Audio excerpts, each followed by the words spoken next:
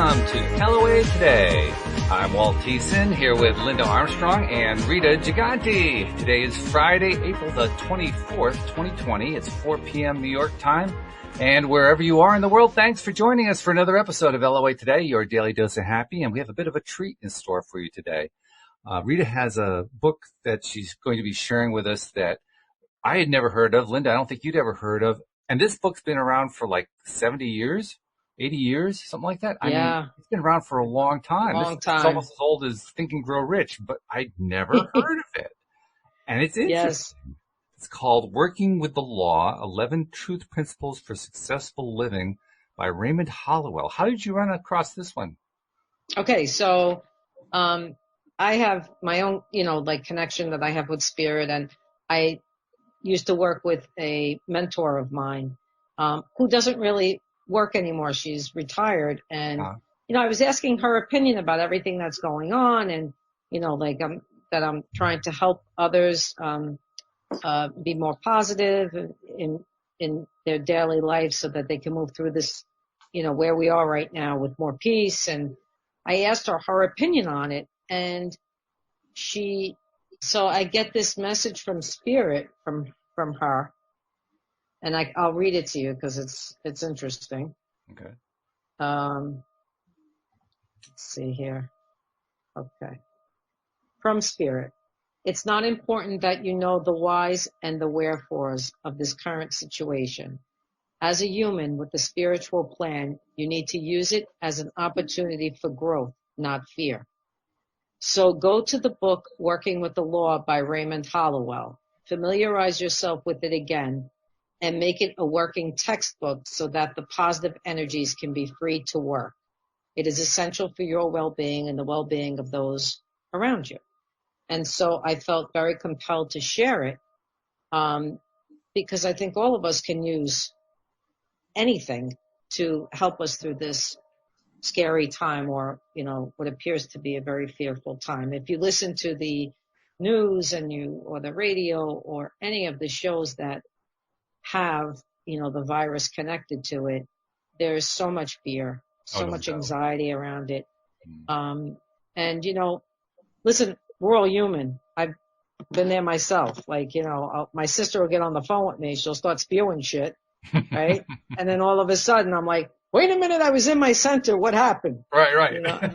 I start thinking all negative things, and, so, I asked and I received, which is part of what, we're going to talk about today. The book goes into the laws, and how to utilize the laws to your benefit, and how the book shows you a lot. And because I only got it the other day, I've only been through a few chapters of it, but what it shows you is that there is no lack of control here. Like, you control your destiny.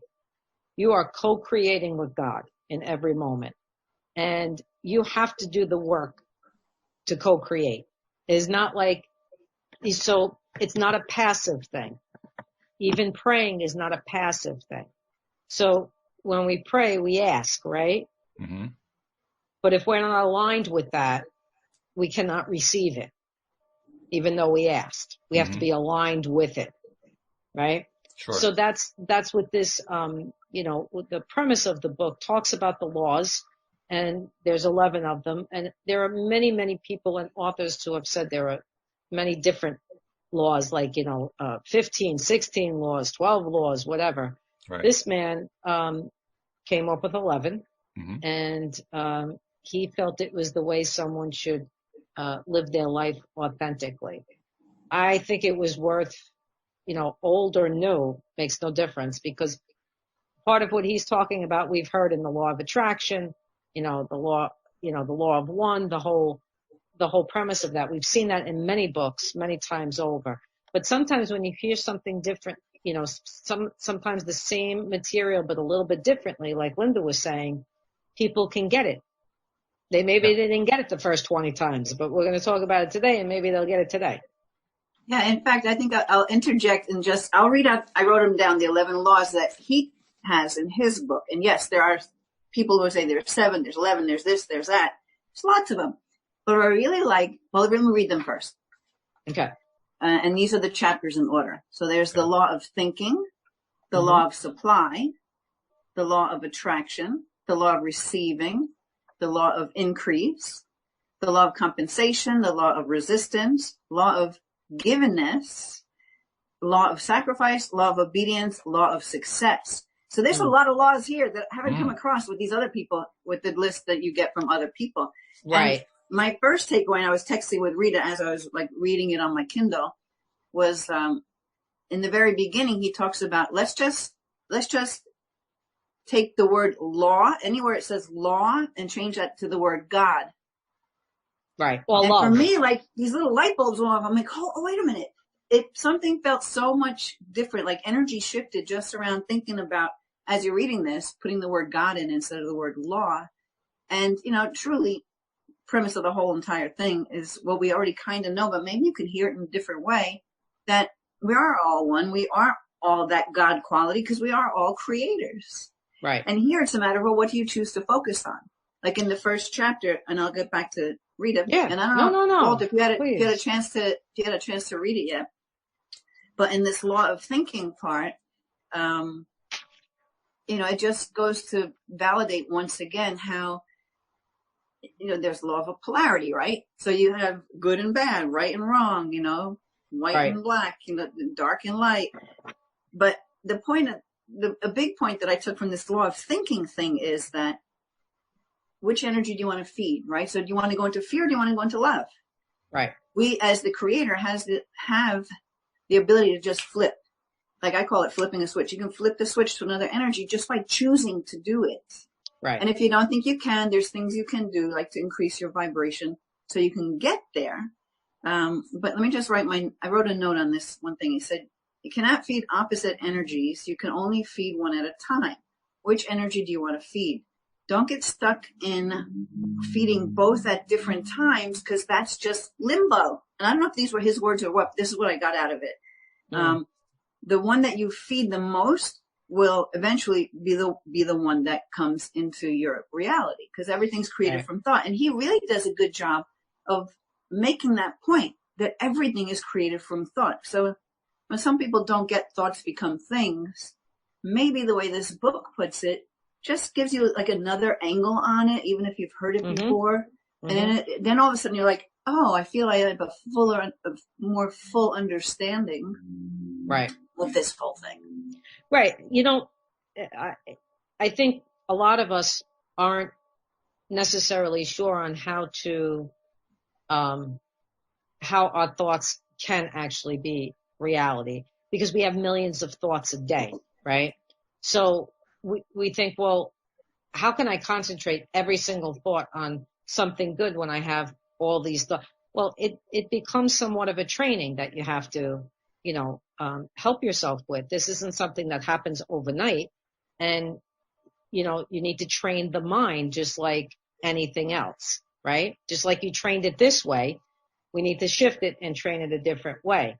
I also think that from what he's saying with this law of thinking, I always say that your emotion behind your thoughts are very important, because if you're having a lower vibrational emotion, which is envy, fear, jealousy, all of that, and you put that into a thought, well, it's going to create something completely different than what you would want, right? Right. So if you take this thought and you want to create, let's say, abundance and let's say prosperity, well, then in your mind, you need to see what that looks like. What does that look like to you? And then you need to have the feeling behind that, right?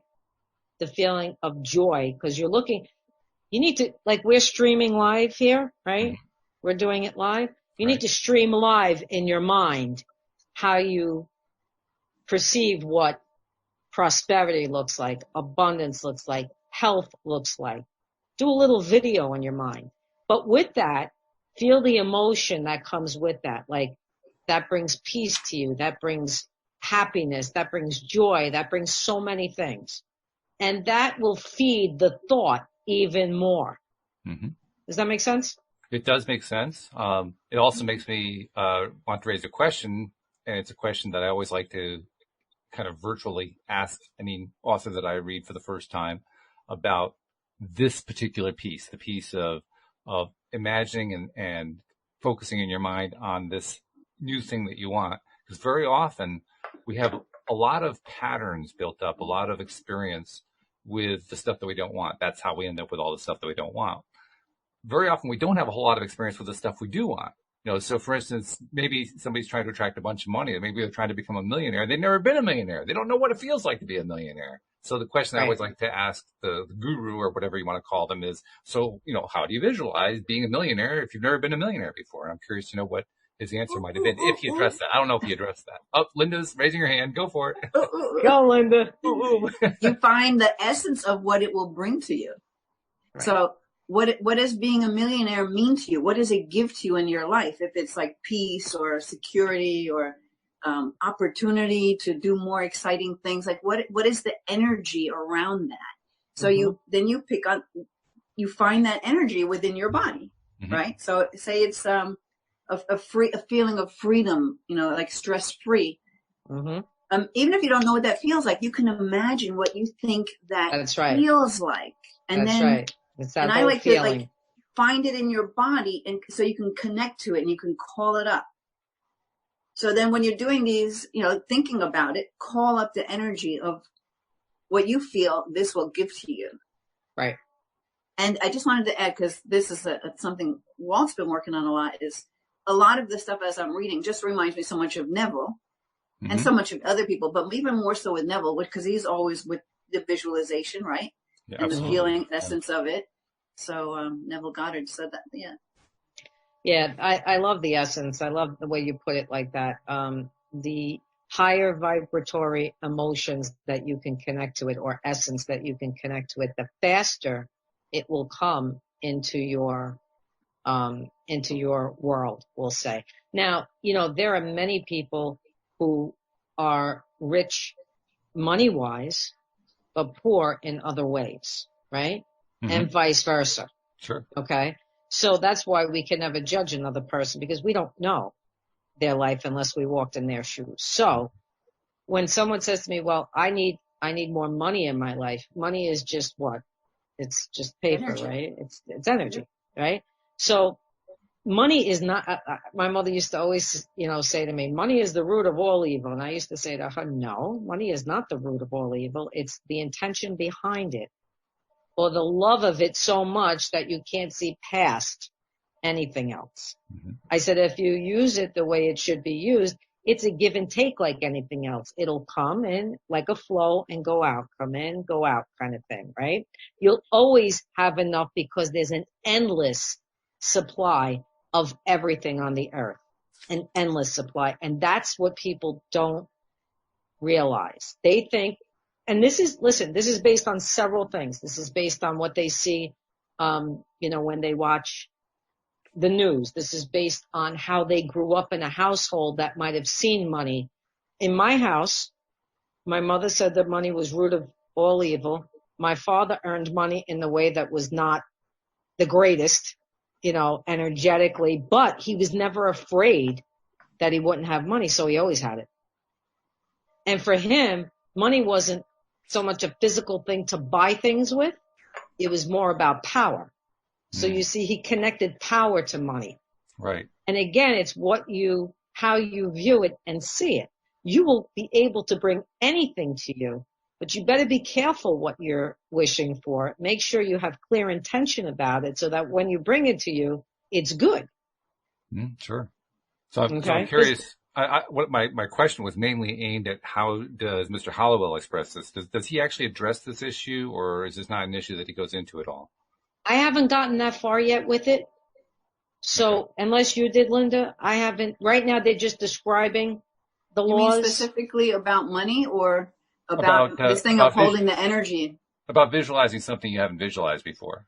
Yeah. Okay. So before I go into that, because he gives an example, because he gives examples in the book. Yes. And I'll give you that one example that I wrote down yesterday. But I wanted to just say, like, something about the way, and I teach this stuff, but when you hear it, sometimes you just get it differently, right? Right. So this thing about how we are all God and, God's a creator, we always talk about that. But something clicked with me in reading even just the first 2 chapters of this, or 3, I don't remember how many I read, where it makes you understand that I am limitless and I can create whatever I want because I am an aspect of God. Mm-hmm. So why are we choosing to live in all of this, I can't do it, when we absolutely can do it, and there is abundance everywhere if we would just allow it. So that's why I get really pissed off at all the fear in the media, and that's purposely done to keep us down, right? Because if we didn't live from that fear, imagine what this world would be like, how easy we would be creating. And that's what we're moving into, right? Right. And this is like the big zit that pops, and maybe people realize, I'm not going to live in fear anymore. And I'm not going to listen to these people who are not me and don't know my world to try to push all that fear on me. Because if you look around and not listen to mainstream media, you'll find a lot of sources that will say that this particular virus, although it's fast moving and it's causing a lot of destruction, the percentage of people who will actually die from this is like a fraction of 1%. Right. It is so small. It's smaller than the flu virus, which we live with all the time. But we've been forced into our homes and being fed all this fear, and people are freaking out and going crazy because they're buying the fear.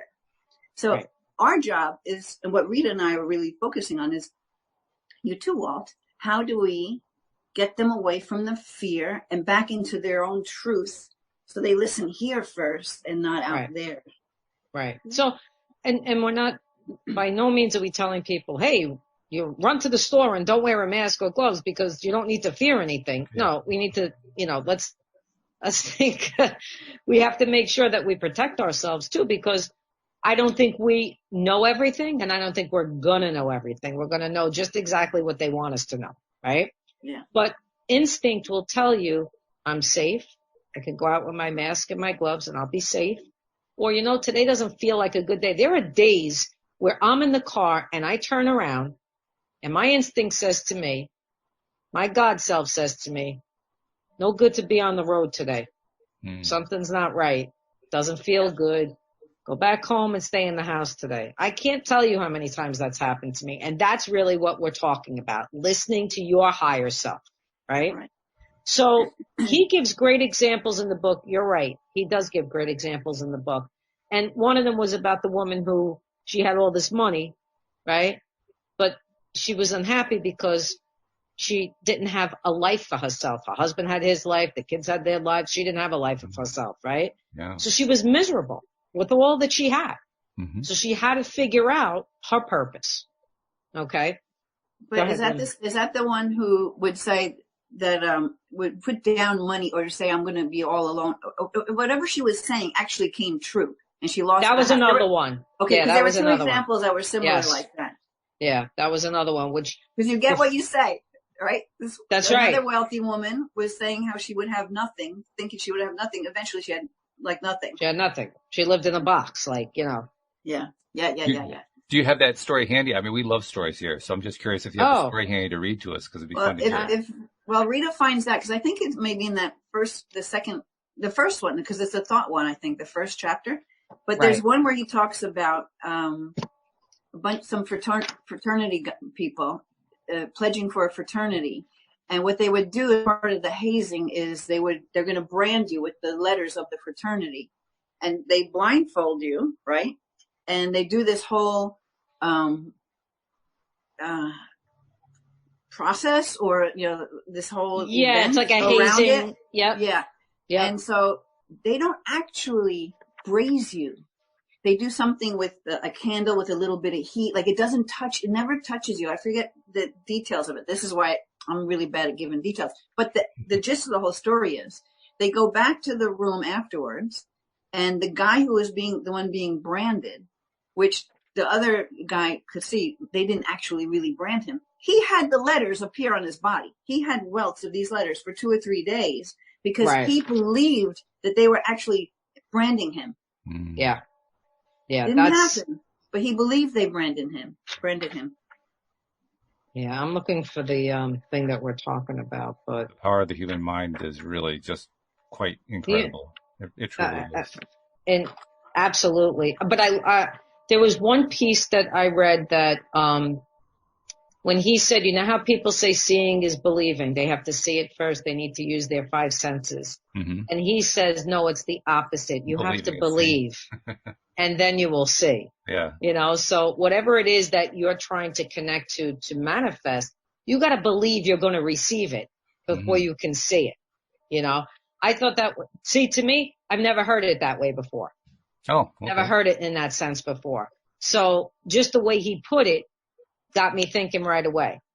It's that whole belief and the fact that you deserve it, which again, you know, goes back to how were you raised? Mm-hmm. You know, do you have these subconscious limitations in the subconscious mind saying, I don't deserve that. Who am I to say I should be a millionaire? Or if you're, because I can speak to this because I was, even though I don't practice it now, I was raised Catholic. You know, we were taught about money, like, oh no, you gotta continually give. You shouldn't have too much money because that's evil. You know, these are concepts that if you are raised in a house like that, now you have to deconstruct that and reconstruct something else for yourself because it's in the subconscious. It stays there, and we operate on the subconscious 99% of the time. Mm-hmm. Yeah. So we're operating on things that we may not believe in now, but they're there, and we have to go back and shift that, change it. And the implanting starts at the very early young ages. I mean, like the first 7 or 8 years, we're like little sponges. We take it all in. We're looking to see how the world operates. I'm telling you that right from conception. Yeah. Whatever the parents are saying while you're in the womb, everything. You remember and absorb it all, and you're affected by that. So I found one story. I didn't find the one we were looking for. Okay, go ahead. I like the way he also talks about, you know, planting seeds and weeds and all that, right? I love it. Yeah. Yeah. So he talks about, I'll just read it from here. The mind force is creating continually like fertile soil. Nature does not differentiate between the seed of a weed and that of a flower. She produces and causes both seeds to grow. The same energy is used for both. So it is with the mind, and so it is with the mind. The mind creates either good or bad. Your ideas determine which is to be created.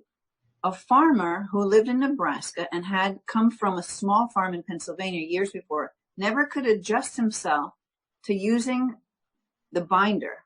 I guess it's a piece of equipment, a machine that cut and bound grain. He had been accustomed to the old handle cradle and tied his grain by hand. Repeatedly, he said to his friend, that binder will get me yet. Oh dear. He was afraid every time he climbed upon its seat. And one day while I was there, this is him talking, horses ran away from him and he was thrown over the reel into the machine. Like Job, his fear came upon him. It took just a few years to bring into reality the fears that he subconsciously had entertained and accepted. Yeah. See, so that's, you know, it's law of attraction is all around us. It's what we need to ask ourselves what we want to attract. Right. I did find the other story of the woman if you want me to tell it. Sure. Yeah. So, the man who's speaking, with the book says, I knew a woman who once lived in a beautiful home in an exclusive suburban district with every comfort that wealth could supply to make her happy. The home was a large rambling house facing a beautiful lake with green terraces sloping to its edge. Flower gardens, perfectly kept, were scattered freely along each path throughout the estate. She had many servants to help her, and from observation, her life was just about as complete as one might dream about. Well, with all this wealth and beauty, the woman was heard to remark to her friends that she hoped that one day that she hoped the day would come when she would be relieved of the big house and all its problems and could live in a trunk. She wanted a room to herself. She wanted a room to herself for herself and just large enough to move about without any extra space to dust and to keep clean. Now, she didn't even have to clean her home, right? A few years later, her husband died and left the estate to her. She sold the home at a sacrifice. Her other holdings depreciated so much in value through unwise investments and transfers that she had but a small income left. She went to live with her sister, and true to her wish, she now has a small room on the 3rd floor and practically lives in a trunk. Whether she is happier now than before, I don't know, but I doubt it. One thing I do know, that is, she gradually led herself to the small room and privations when her consciousness began to grow small and limited. She unconsciously touched the creative principle and supplied it with ideas of smallness and privacy and limitation, which materialized within a few years' time. I love the story. I love right? it. And I love it in part because, I mean, we've talked about this before on all the days of the podcast. It's quite possible that she was happy with that. I mean, it's not very much. It's not what you picked, perhaps, but she very much would have been very happy with it because she did indicate it originally that she would like it. You know, so yeah, and we're not here to say if she was happy or she wasn't. We're only here to show that what she put out there, she got back. She got back, yeah. Exactly. Yeah. Exactly. So, Linda, anything else you want to add to the law of thinking? Well, I'm just looking at my notes, and I don't remember what I was reading when I wrote them. But getting back to the weed thing, I quoted something he said, which was, fear is like weeds in your garden. If you don't clear them, they overtake the whole garden. I mean, how more simple can it be said than that, right? And you can see that in nature. That I know my garden right now is overrun with weeds. I have to get out there and do some work, you know. Exactly. I have to do the work. I have to put the energy into making that garden look the way I want it to look. It's not just going to happen by, you know. So it's almost like no energy. Even it's just making me think, if you give something no energy, it can go the wrong way as well too, right? Mm-hmm. So it's just doing its own thing. You have no control. It's like you pulled yourself out of the picture. And then weeds, what are weeds going to do? They're just going to keep multiplying. I love the choice that he made to call it weeds too, because by definition for a gardener, a weed is the plant that the gardener doesn't want. So it's literally, what does the gardener want? The gardener wants these plants, but he or she does not want the weeds. That's what a weed is. A weed is the thing that you don't want. And we have to pull out the weeds. Yeah. And one person's weed could be another person's wildflower. I mean, it's going to be different from one person to the next, you know? Of course. But the point is, the weed is something you just don't want. Okay, well, that makes it pretty clear. Yeah. Yeah. Interesting. I actually like weeds. Like in my backyard, I love the dandelions, these little purple things that come up. You know, I just let it be how it is. But my flower beds, I want to look a little different. Sure. Anyway, another thing I wrote, and it probably was his words, but I don't know if it was his or mine because I don't remember now when I did it. But it says, I wrote, people tend to believe in what they can see, right? It's his words. This is what he's making a point. And everybody knows that, right? People, it's like, when I see it, I'll believe it. Like they can only believe what their eyes will show them what they see. But if God is the source and we are God, then believing this will always bring you your desire, right? Mm-hmm. So if I am that energy and I believe I am that energy and I can be that energy, I can just create because I'm coming from that energy of love always. Right. And then I just wrote, what comes first, seeing or believing? So that's the question he asked. What comes first, seeing or believing? It has to be believing before you can actually see it. Right? And go through history. Yeah. And I think he even maybe talked about, I don't know if he talked about Einstein or he talked about electricity or something. You know, people didn't believe it, but there were visionaries, right, who knew that they could create this stuff. Then you can put it through your walls and you can have things function on electricity. Yeah. It's but all he had about to believe it before he could see it. Right. It's all about supply and demand, right? Yeah, we didn't get to that one yet. But maybe but that's where that is. Oh, it is. I wrote that. I read that already. Yeah, so I read the first two. It was love thinking, law of supply. So that's where that came from, second chapter. Yeah. So I just want to tell people this. You're going to think all the time. There's no stopping your thinking process, okay? So they liken your thoughts to the speed of light. right? Yes. So Yes. it says here, scientists tells us that thought is compared with the speed of light. Our thoughts travel at a rate of 186,000 miles per second. That's 930 times faster than the sound of your voice. Okay, so we're not going to stop thinking. What we're going to do is navigate the mind to think differently than we have before. That's all. And there's so many ways to do that. So many ways, and we can get into that so that it will help people. I tell you, just reading this book has helped. Just being in that energy has helped. Okay.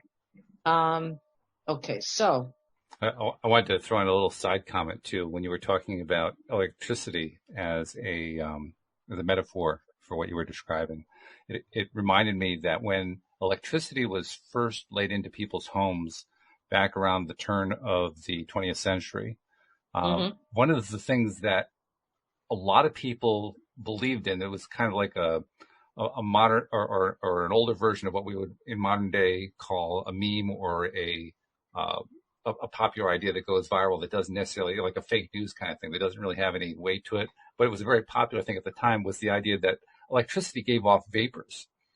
And if you were too close to these vapors, they could poison you, they could kill you. And people were literally terrified of the electricity. I mean, they dramatized it, in fact, in the television series, what was it called? Downton Abbey. Downton Abbey, Maggie Smith's character was afraid of the vapors, and the lighting was, of course, a lot brighter than what she was used to with, the flame lighting that they used to have before. So, she walks into the parlor and the lights are on, and she's holding her fan up because the light is blinding her eyes. So there were all these preconceptions that people had. But the key point is, like you said, the people who brought the electricity in, they had a very clear vision, and it was a true vision, and it was what it was really all about. And their vision won. Yeah. Their vision won out over this other vision that a large segment of the population had. It was that believe it or not, a lot of people believed in these vapors. They were turned off by all this brightness and so forth. But their vision didn't carry through. The vision of the people who said, we need this, we're going to bring this into everybody's houses, it's going to make everybody's life better. Theirs was the vision that carried out. Again, we go back to this law of supply, it's called, supply and demand, right? When the supply is endless already, that's the key, right? We have enough of everything. People may not understand or realize that, but the supply is abundant in all ways. It's needing the demand for it that then brings it to fruition. Okay. So that clear vision of the electricity, he had to do things, not just think about it. He had to do things and set it in motion to get it to that point where people would accept it. It wasn't just like he thought about it, figured it out, and says, hey, do whatever you want with it now. Right? You want to use it, use it. You don't? He could have, but he didn't, fortunately. Right. So there's a force within inside of you that says, I got to take the steps. I got to bring this to fruition. And then you allow spirit to work, co-create with you to do that. But it's like that old verbiage, God helps those who helps themselves. So you co-create not with just you, you co-create together, either as a consciousness, a collective consciousness, with God, with your partner, with, a group of people that you want to do healing with, whatever it is, it doesn't matter. You collectively can do that. When enough people are streaming, let's call it streaming that same energy, you watch things change on a dime. Absolutely. On a dime. I want to add to that too, because in that part of the book, he does talk about, where there is a demand for something, ideas will come in. Like spirit, whoever the energies are, the ideas will drop in. Somebody light bulb goes off, and it'll go to a bunch of people, but because not everybody is going to jump on it. Exactly. I mean, my husband has had so many great ideas come to him, but never felt he was able to do anything about it. Next thing you know, it's out in the market, right? And everybody has things like that they've thought of, and then they see it later on. But what I wanted to bring up is this thing with the thoughts, because they're constantly going, right?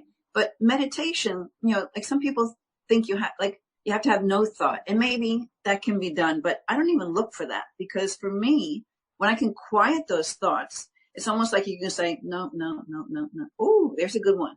Yes. Right? Or you open up that space where your guidance can drop in the answer. Like I'll get an answer to something when I'm meditating, and I'm not, I just let the thoughts go. Thoughts come, thoughts go. And sometimes you hear something really good. Sometimes you hear it as another voice, like your higher self giving you some guidance. Mm-hmm. And it's kind of what Rita will tap in all to while she's doing all her. I mean, I tap into it too when I do my work, but in a little bit of a different way. Just a different way. That's all. Yeah. So it'll come in when you can, and we can all do that.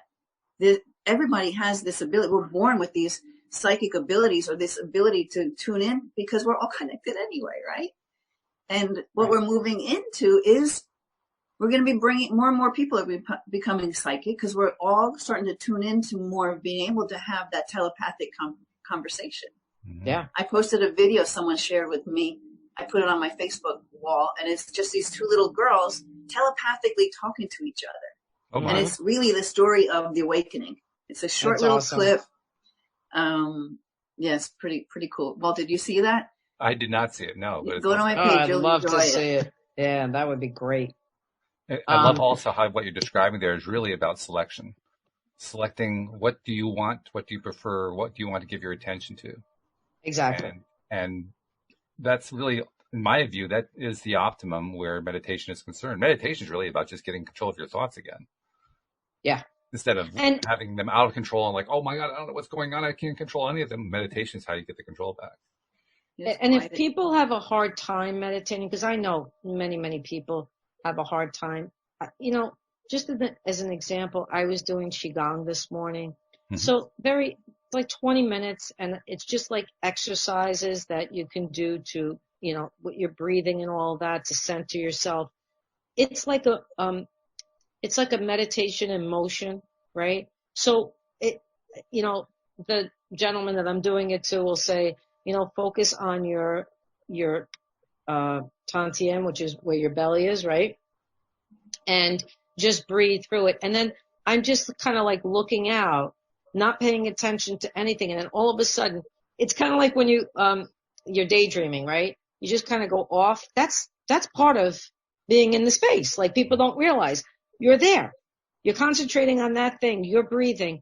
You get into that space, and then all of a sudden, and thoughts come, great thoughts come, So it could be something simple like that.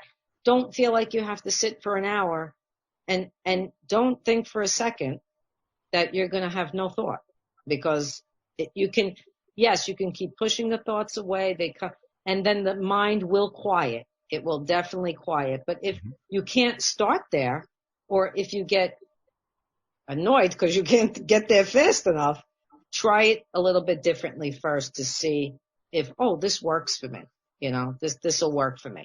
Yeah. And that thought that I can't do it, it's just a thought. That idea that I can't do this, that's just another thought, right? Mm-hmm. So it's like, no, okay, so maybe I'm not doing it now, but I'm getting there little by little. Yeah.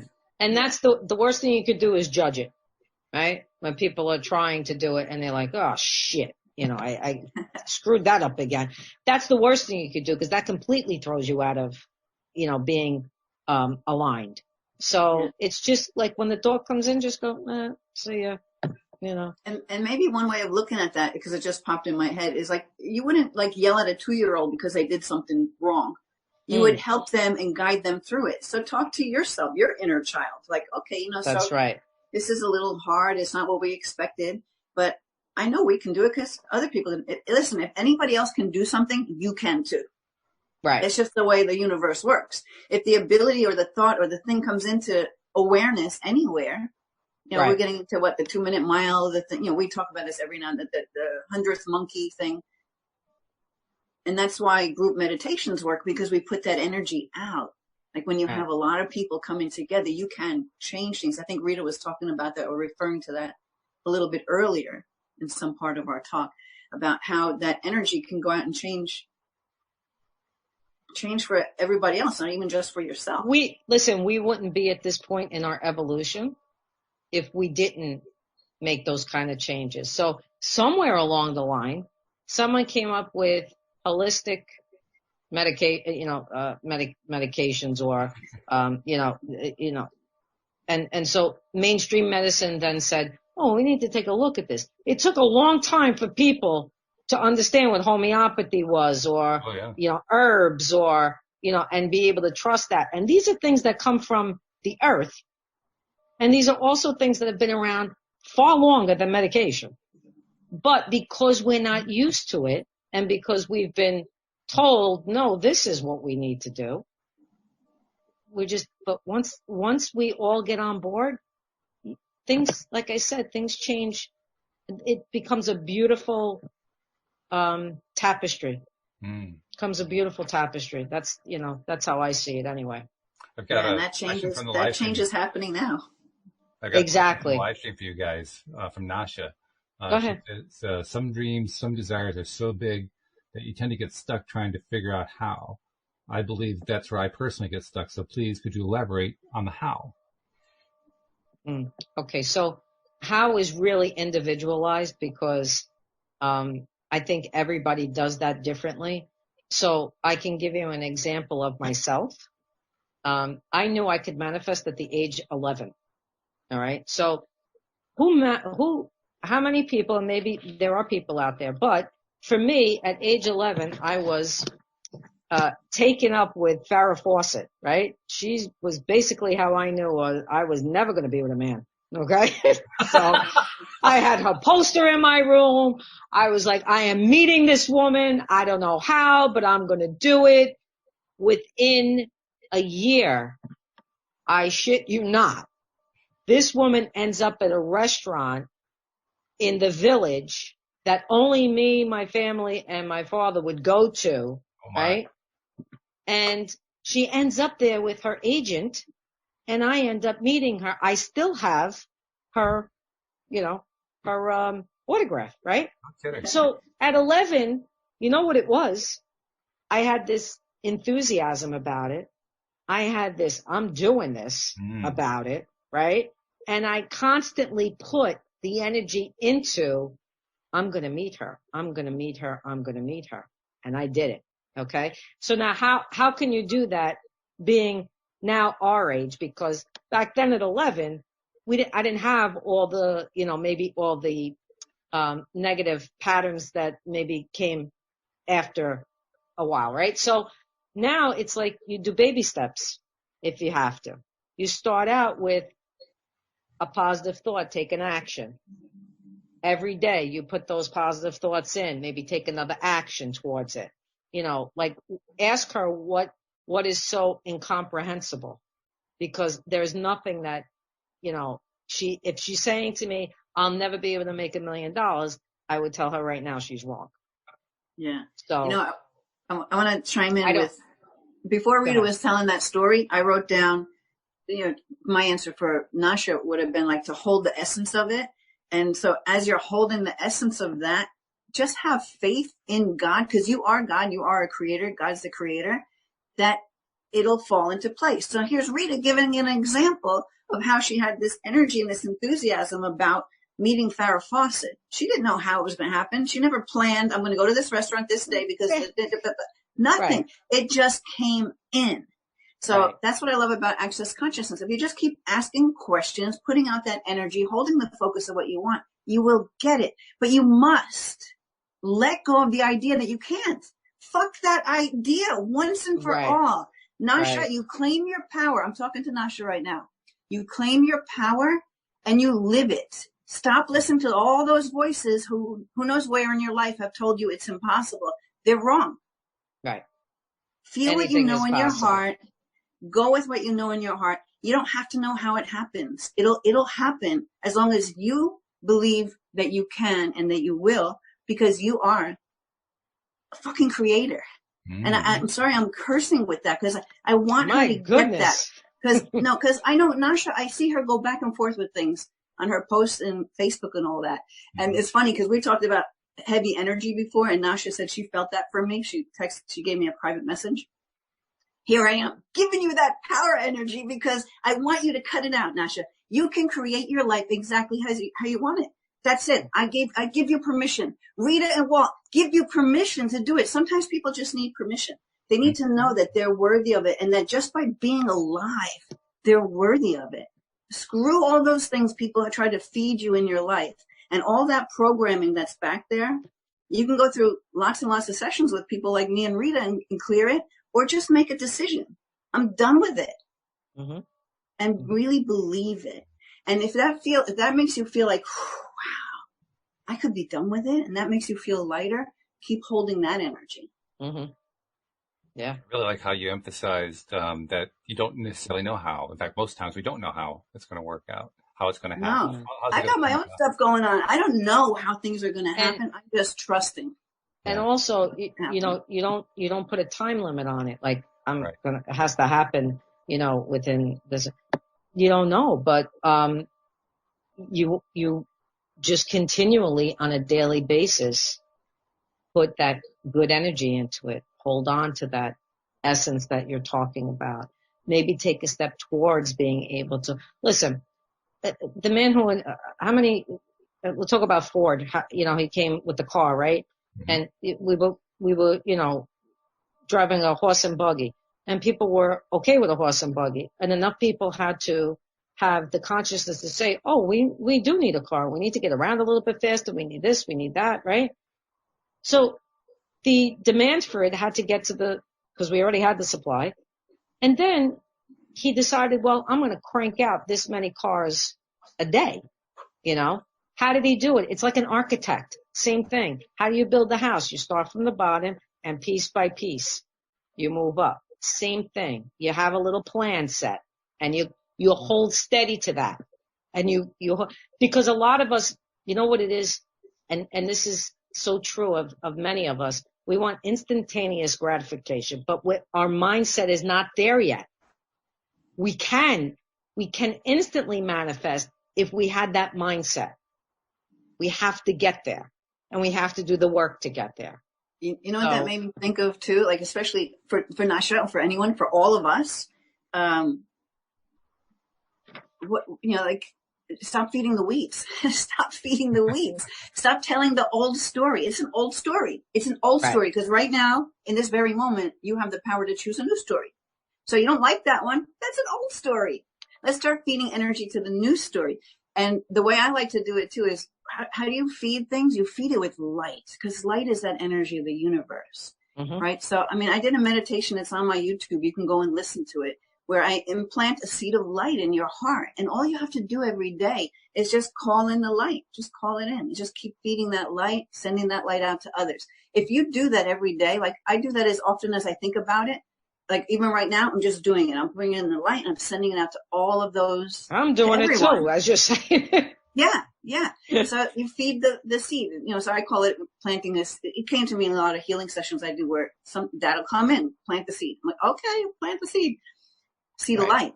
So we're going to feed light with light, which is the energy of everything. And that's how we create, by connecting to that pure love and light of, yes, I can. Everything is abundant. Life is beautiful. Right. Then you have this thing popping like, oh, that's not beautiful. Okay, well, let's send that light, that thing that's showing up in your existence that is not bright, right? Send it light. That's all we can do is keep sending the light. Yeah. When you gave your example of Henry Ford with the Model T and how he was building it out before there was any real demand for it, it kind of reminded me of a modern example, because Steve Jobs created the iPhone at a time when there were no smartphones. The smartphone, I mean, it was Jobs and Samsung. Apple and Samsung were the two that were developing this thing, and there was no market for it yet. It didn't exist. Right. I can promise you the last thing that was in Steve Jobs' mind is, how are we going to get people to buy this? The how was not part of his equation at all. He just knew, he believed in his idea so strongly that it didn't even occur to him to wonder, how are people going to buy into this idea? They just were going to. That's all. He didn't know how. He just believed they were going to. And that's exactly what happened. How fast all that technology happened, because, we went from beepers, right? Those little pagers, to like these big cell phones that were like humongous, that, like you put it to your ear, you look like an alien, to these then smaller, streamlined, I mean, it's happening overnight, like, because again, the supply is there, the demand came, here it is. Right. It's funny about that, Rita, because I can picture those movies that we see where they're holding the big phone, and like we instantly crack up because we lived it. But yes. People, the younger ones who are coming to this more developed planet, they're like, what? What the heck is that? Yeah, they're Atari? What's Atari? Like that was the first gaming console. I'm thinking, what do you mean? You never played Pong? What's wrong? What's happening here? It's like the best game ever. But again, we weren't that generation where we were in a house all the time on a computer either.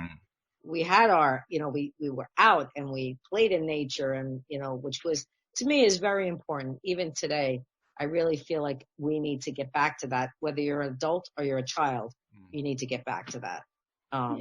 So did that help her, Walt? Yeah, she's putting out so much appreciation, Linda, especially. Thank you so much for you're right. I got tears.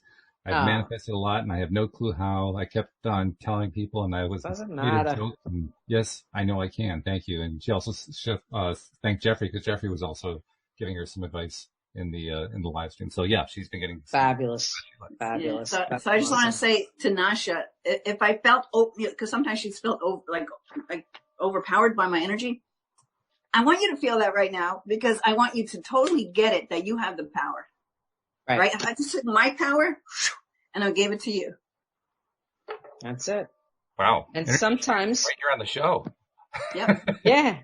Sometimes that's what we do to help people. We have enough of our own energy that we can, because we know it's endless, right? We know we can fill ourselves up anytime we want so we can give to others. I mean, that's what we do.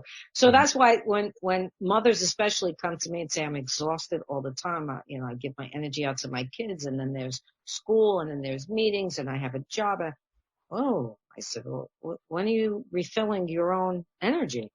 Like, you're always going to feel that way if you don't refill yourself. That's the bottom line. You need to take the time.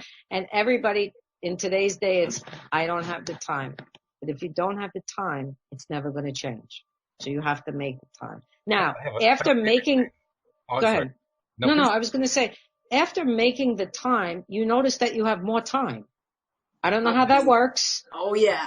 I don't know how that works, but I make the time to do it and I'm like, I got so much more done today, and it's just the way it goes.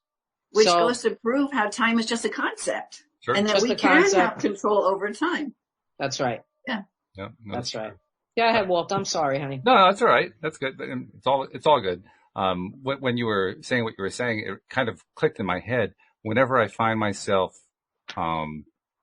thinking about something or facing something or talking about something, and I'm not liking where it's going, I like to remind myself to stop and just ask myself one question.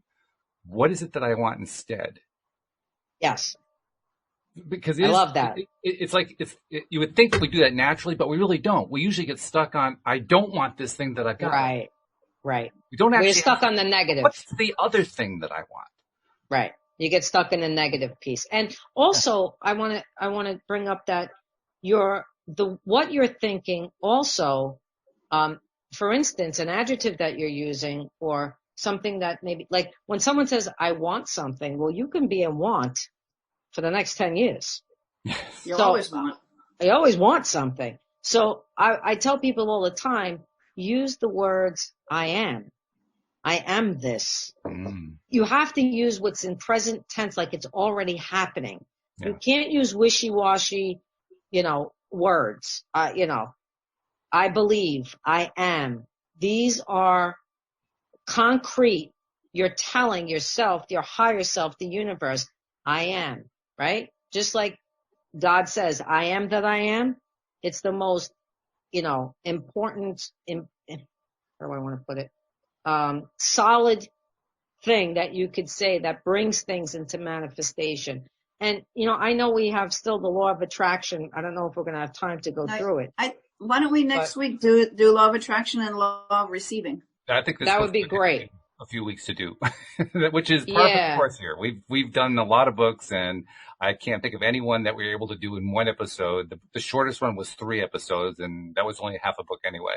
So yeah, it takes time. I love taking a book and dissecting it, and maybe in the future we can pick a book and tell people about it, and then tell them that we're doing a show about it, and they can read about it and come on.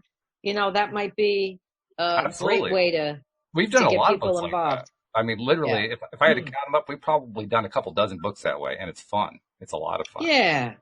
Get people's input. It's nice. It is. It's great, and you get a lot of different viewpoints on the same thing. It's really a great deal of fun. Something I wanted to add into what you were talking about there comes from our friend Cindy Chavez, who does the Wednesday podcast with me. Couple thoughts. Well, first of all, she going back about 20 minutes ago to where we were talking about meditation, one of the things that she likes to talk about is how it doesn't really matter that your mind went off in a direction you didn't want it to, because the act of pulling it back to where you want to go is proper meditating. It's not doing it wrong. It's doing it right. That's right. And when she told me that the first time, I remember it was like it was a freeing experience. Like, oh, I don't have to worry about rules anymore. Yeah. There's not a wrong way to do this. Right. Absolutely.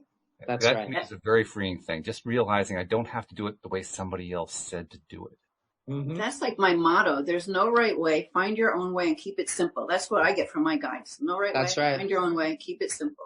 That's why there's so many modalities, right? Yeah. Somebody may say, meditation is the best way I can do this. Someone else may say, no, I need hypnosis because that's the best way. That, I find the easiest way to do it. Someone might say, I need past life regression. Yeah, there's a million ways, and whatever way it is, do it and love it. That's all. Just enjoy it. You know what? And I would add to any healers out there who, because I know a lot of modalities, and I kind of mix and match them. Like, I don't do them by the book. I do them how spirit tells me to do them. Right. So, because I know sometimes people, if there are healers that are listening to this, or people that do the kind of work Rita and I do, they kind of get stuck on sometimes that they think they're doing it wrong. You're not doing it wrong. You learn what you can learn from all of the different modalities.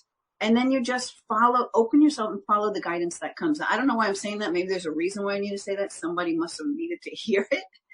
But whatever Rita said sparked that one. Yeah, I think that people, when they ask me what I do, that's probably the hardest thing for me to tell them, because I explain to them that I have it's like wearing a tool belt, and I have all these different modalities, and whatever you need that day and whatever spirit tells me that you need that day, that's what you get, kind of thing. I don't call it Reiki, and I don't call it chakra balancing, and I don't call it, I don't do any of that, because it's not one thing anymore. You're right. Yeah.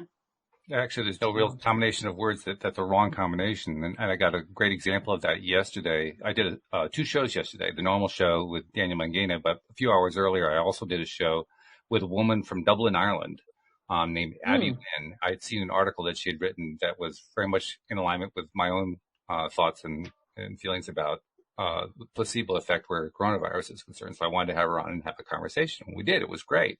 It was wonderful.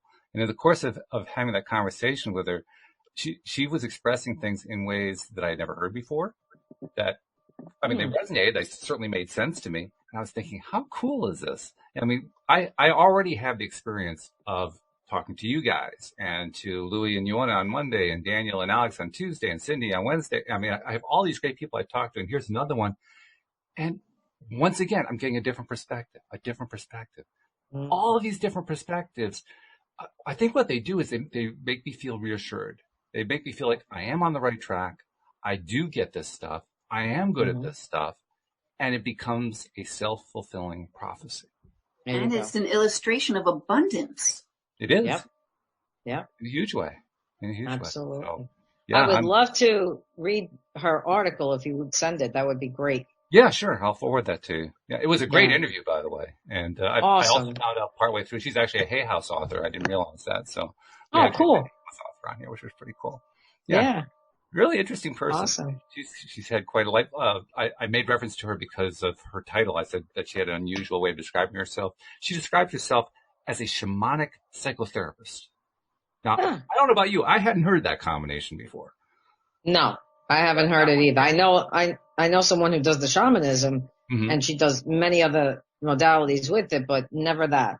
And I asked her about it. I said, why did you come up with that particular combination? And she said, well, sometimes when I'm talking to a client, I realize that I need to talk to them like a psychotherapist, and other times I know I have to talk to them like a shaman. So I figure, why not put them together? There you go. Well, I just want to point out that Rita's a Hay House author too. That's true. Well, Your book is with Hay House, right? Your first one. not anymore. Oh, not anymore. Okay. That changed? I got all the rights back, and I'm going to be doing something else with it. But yes, originally they were the ones who picked it up. So. Very cool. All right. Yeah. Well, then I'm looking forward to continuing our exploration of Mr. Raymond Holliwell's book from 1939. I'm still trying over the fact that I have never heard of this book before, but it's pretty cool. It's pretty cool. Yeah. And I'm looking forward next week to find out, how does he define law of attraction? And don't give any clues away here. We got to get people Nothing. Maybe some people will go buy it and, they'll have some understanding. Yeah, that would be nice. And then they can join us. I presume it's available on Amazon, right? Yeah. Yes. Yeah. So there you Absolutely. go. All right. Yep. So Rita, thank you first of all for coming up with the book for us to discuss. Thank you. Thank you for bringing that to Thank you for participating and Linda, thanks for doing all the research. My friend Linda. Giving us all the clues about the details of how the whole thing works. That's wonderful. So thank you so much for that. Thank you, live streamers, and thank you especially to our podcast listeners as well. We'll see you all next time here on LOA Today. Goodbye, everybody.